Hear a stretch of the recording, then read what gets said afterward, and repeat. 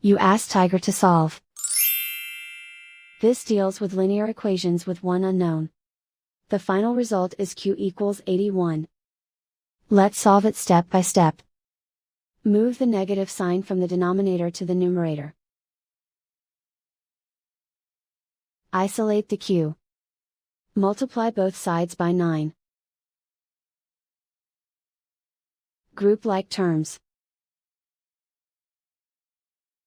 Multiply the coefficients.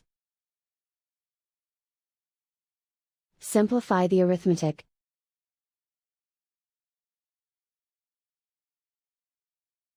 Convert the q into a positive number. Multiply both sides by -1.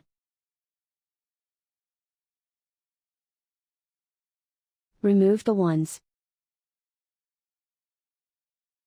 Simplify the arithmetic.